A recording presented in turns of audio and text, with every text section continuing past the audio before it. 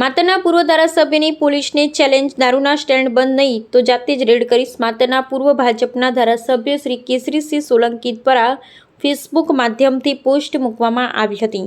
માતર તાલુકાના લિંબાસીમાં પોલીસની રહેમથી ચાલતા દારૂના સ્ટેન્ડ. લિંબાસીમાં ચાલતા ઇંગ્લિશ દારૂના અડ્ડા ઉપર રેડ કરી એક આરોપી અને મુદ્દામાલ પકડ્યો હતો. લિંબાસી પોલીસ મથકમાં બુટલેગર આવી અને પોલીસને બોલી ગંદી ગાળો, હપ્તા લો છો તો પછી રેડ કેમ પાડો છો કહી અને દારૂમાં પકડાયેલ ઈસમને છોડાવી ગયા બુટલેગર.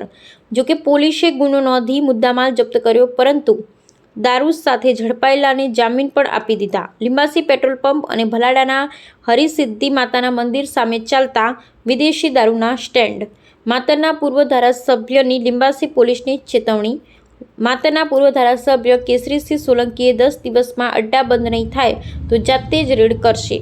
ખેડા જિલ્લા પોલીસ તંત્ર ઉપર સીધા સવાલો ઊભા થયા છે અને પોલીસ અને બુટલેગરની સાંઠગાંઠથી દારૂ વેચાઈ રહ્યો છે. જી સાહેબ, આપને આ ફેસબુક માધ્યમથી આજે એક પોસ્ટ મૂકી છે, શું ઘટના છે અને શું જણાવવા માંગો છો?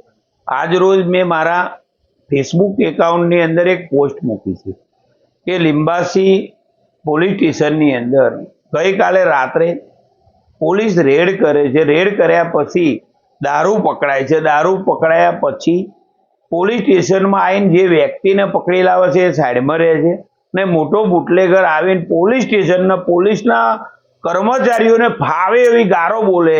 એટલે સરકાર આ બાબતે ચોક્કસ ધ્યાન દે. આવું પોલીસ ગારો સાંભળે ને દારૂનો ધંધો કરાવતી હોય પોલીસ ખુલ્લેમ પેલો ભાઈ એવું કહે છે કે તમે અમારી જોડે હપ્તા લો છો, તમે આ રેડ કરો જ કઈ રીતે? એટલે હું આ પોલીસ ઉપર કહેવા માંગુ છું કે તમે જે આ રીતે ખુલ્લેઆમ લોકોને દારૂના અડ્ડા ચલાવવાનું જે ચાલુ કર્યું છે, આવનારા 10 દિવસની અંદર તમે તમામ લિંબાસી પોલીસ સ્ટેશનને હું કહેવા માંગુ છું, તમારા હદની અંદર એક લિંબાસી પેટ્રોલ પંપની બાજુમાં ખુલ્લેઆમ સ્ટેન્ડ ચાલુ છે, ભલાડા હરસિદ્ધિ માતાની સામે ખુલ્લેઆમ સ્ટેન્ડ ચાલુ છે.